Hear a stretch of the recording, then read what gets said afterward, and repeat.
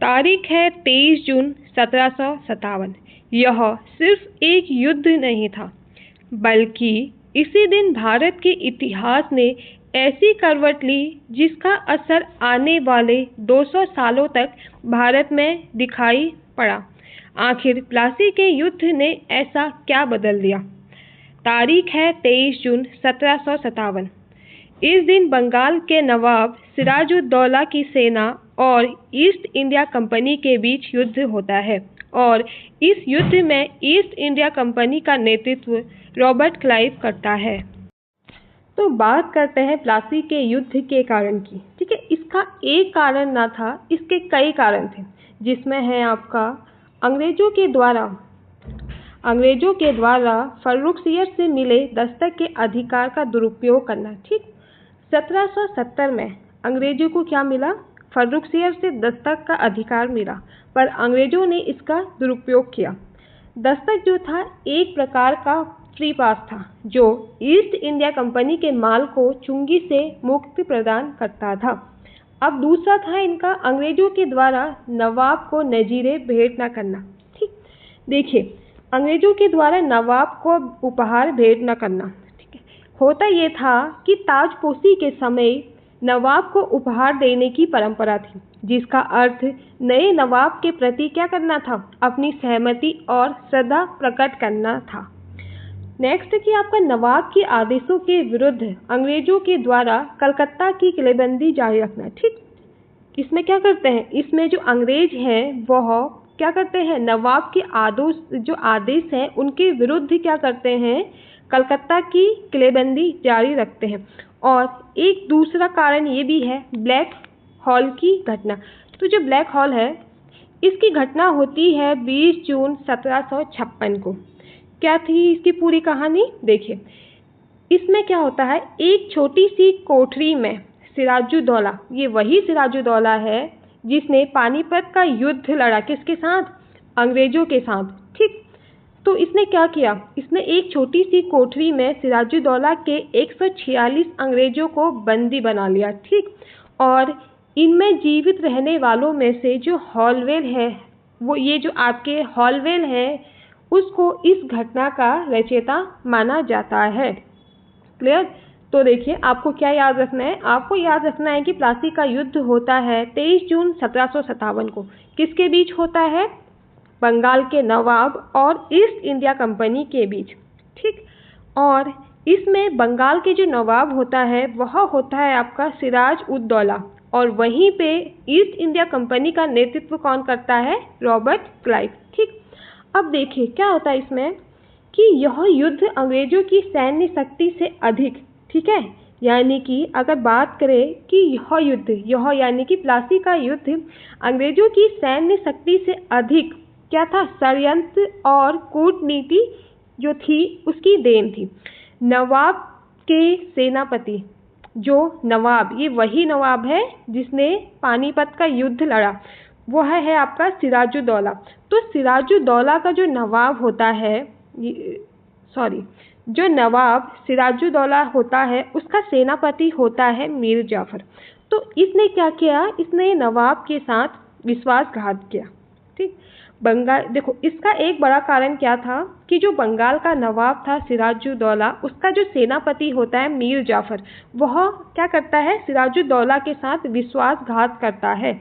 यह युद्ध से पहले क्या करता है? अंग्रेजों के साथ मिल जाता है, जिससे नवाब की हार हुई और बंगाल में अंग्रेजी सत्ता की नींव, और इससे क्या होता है? इससे बंगाल के नवाब की हार होती है और बंगाल में अंग्रेजी सत्ता की नींव बढ़ती है। क्लियर? तो देखिए, जो प्लासी का युद्ध होता है वह 23 जून 1757 को होता है। किसके बीच में होता है? ईस्ट इंडिया कंपनी और बंगाल के नवाब सिराजुद्दौला के बीच में प्लासी का युद्ध होता है। इसमें ईस्ट इंडिया कंपनी का जो नेतृत्व करता है वह कौन होता है? वह होता है आपका रॉबर्ट क्लाइव। ठीक, और इस युद्ध में किसकी विजय होती है? ईस्ट इंडिया कंपनी जीत जाती है। परंतु देखें, यह जो था कंपनी की सैन्य योग्यता से नहीं, बल्कि षड्यंत्र एवं कूटनीति से जीता गया युद्ध था। ठीक, इसमें क्या होता है? इसमें ये जो युद्ध है, प्लासी का युद्ध, जिसे ईस्ट इंडिया कंपनी ने जीता, वह इसे अपनी सैन्य योग्यता से नहीं जीतती है, बल्कि षड्यंत्र एवं कूटनीति से इस युद्ध को जीता गया। कौन सा षड्यंत्र था?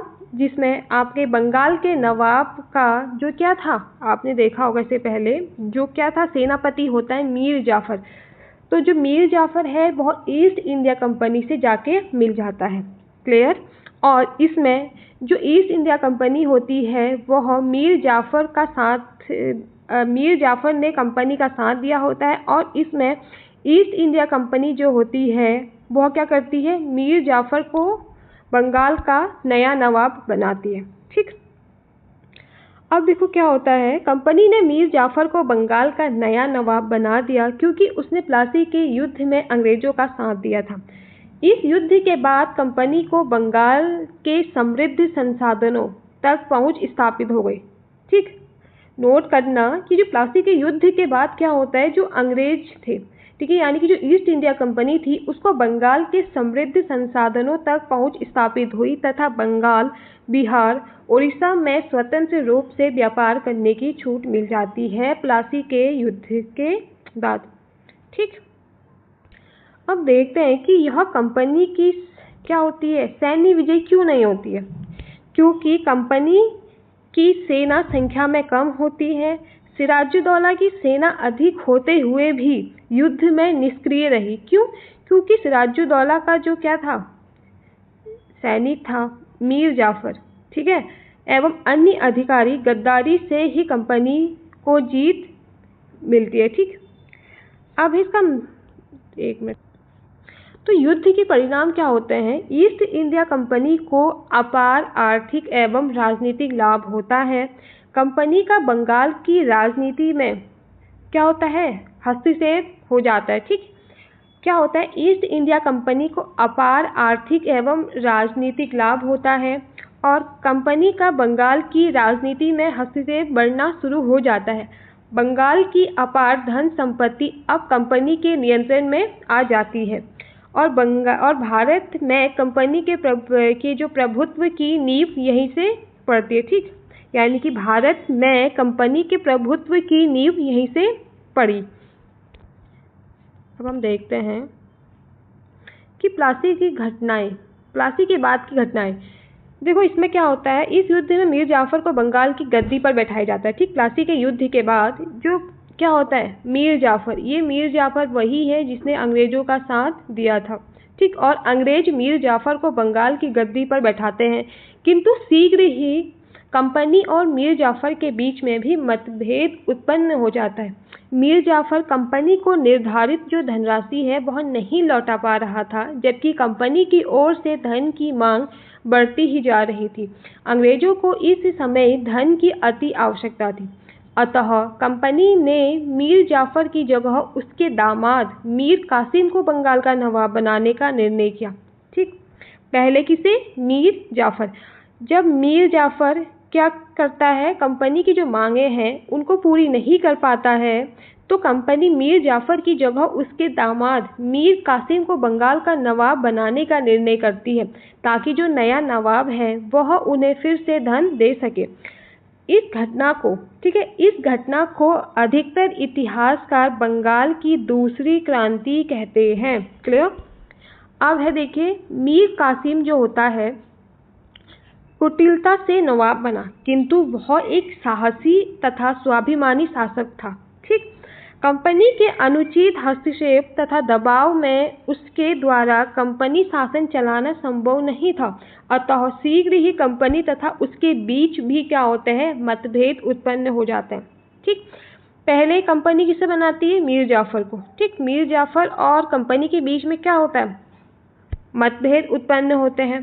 फिर वह मीर जाफर के दामाद मीर कासिम को क्या करते हैं, बंगाल का नवाब बनाते हैं, और उसमें भी आप देखोगे बाद में क्या होता है, ईस्ट इंडिया कंपनी और मीर कासिम के बीच मतभेद उत्पन्न हो जाता है और कंपनी फिर पुनः मीर जाफर को बंगाल का नवाब बना देती है। ठीक, इससे मीर कासिम जो होता है, मीर कासिम अंग्रेजों के विरुद्ध हो गया तथा अवध के नवाब तथा मुगल के साथ मिलकर कंपनी के विरुद्ध क्या करने लगा, गठबंधन करने लगा। क्लियर?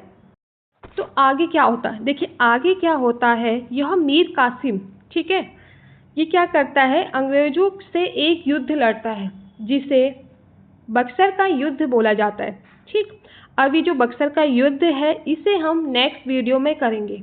ठीक है, तो दोस्तों आई होप ये वीडियो आप लोगों को पसंद आई होगी। अगर ये वीडियो आपको पसंद आती है तो प्लीज़ आप वीडियो को लाइक करिए और अपना रिस्पॉन्स कमेंट बॉक्स में ज़रूर दें। धन्यवाद। मिलते हैं आपसे नए टॉपिक बक्सर के युद्ध में।